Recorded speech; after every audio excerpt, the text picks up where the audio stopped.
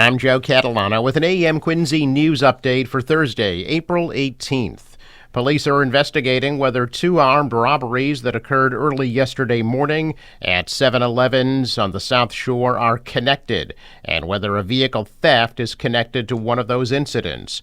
Norwell police say shortly after 4:15 a.m., three masked males entered the 7-Eleven on Washington Street. Two of them pulled out handguns before demanding cash from the clerk. The robbers entered the store and got away with the money in just under a minute. The three subjects were described as Spanish-speaking Hispanic men, around 5'8" to 5'10" tall. They left the area in a black sedan, traveling in the direction of Hingham. In addition, here in Quincy, police say that armed robbery involving three suspects happened shortly before 4:40 a.m. at the 7-Eleven on Franklin Street. The suspects in the Quincy robbery were described as three males wearing masks, and police said each of them were armed with guns. Police said the suspects fled the 7-Eleven on foot toward Water Street, and that a short time later, an officer saw a blue Hyundai driving through the intersection of Water and Liberty Streets. The officer tried to stop the Hyundai, which fled from the officer and then struck a fire hydrant and a utility pole as it crashed a short distance away on Liberty Street. Quincy police said the three males got out of the Hyundai and fled the crash scene on foot, running through several yards in that neighborhood. Police say the suspects may have also stolen another car nearby. Police are now checking to see if the two incidents are connected. Fox Rock Properties of Quincy announcing the pre-releasing of the second building at Center and Stone, a 201-unit two-building multifamily and retail development in Quincy Center. A suite of amenities will be shared across the two buildings, including an outdoor courtyard with a pool, fire pits, barbecue grills, lounges, and kitchenettes, a study area, private offices, sky lounge, and a game room, along with a rooftop putting green, a covered parking garage, fitness center, yoga studio, and pet spa.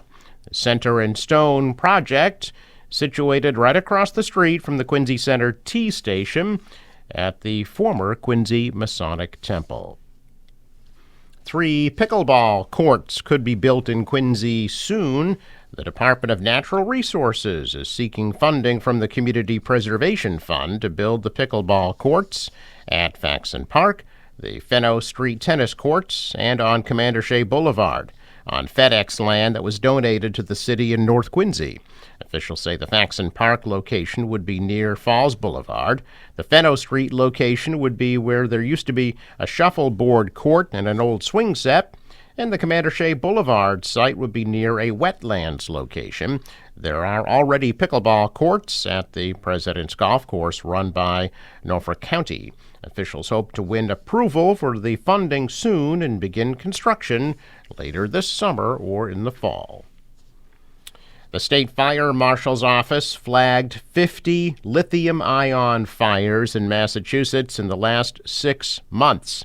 A new tracking system is helping them identify dangerous patterns. Lithium-ion battery fires burn up to 2,000 degrees as opposed to 500 to 800 degrees for non-lithium fires. The small batteries pack a big punch, so when they do explode, it requires more manpower to contain. A fire on Rockland Street 6 years ago destroyed a kitchen, all caused by the lithium-ion battery inside a small e-cigarette.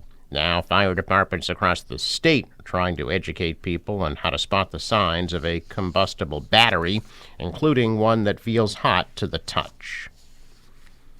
The Karen Reed murder trial resumed yesterday, with jury selection continuing for a second straight day.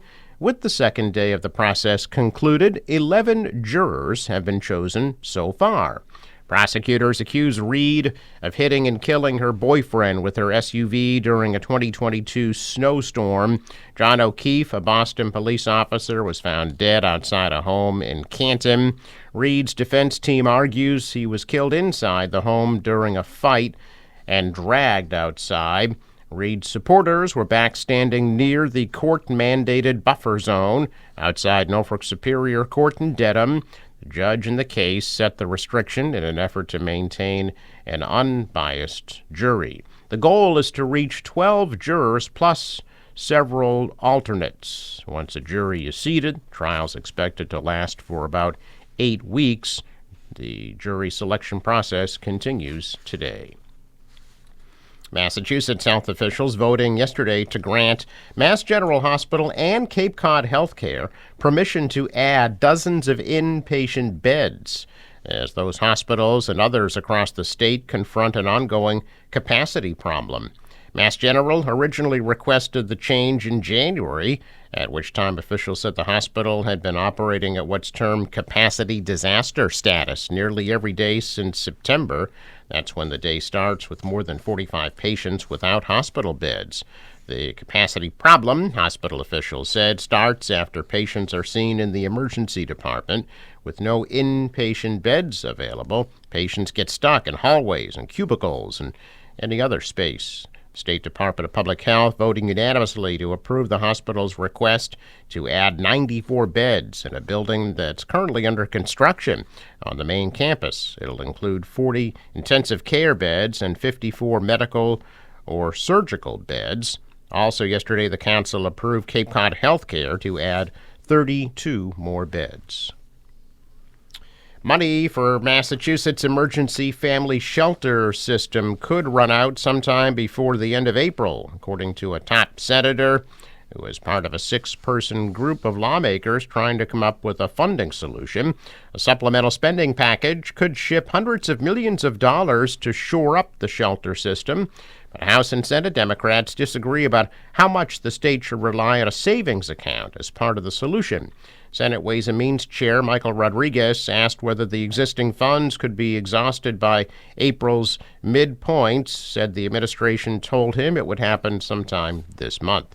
The governor's office previously said the money would run out in early spring, but declined to be more specific.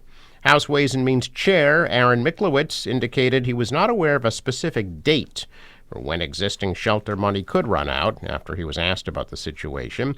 The House yesterday unveiled plans to fund emergency shelters at $500 million in fiscal 2025, including using $175 million from the Transitional Escrow Fund, the same account at the center of supplemental budget talks.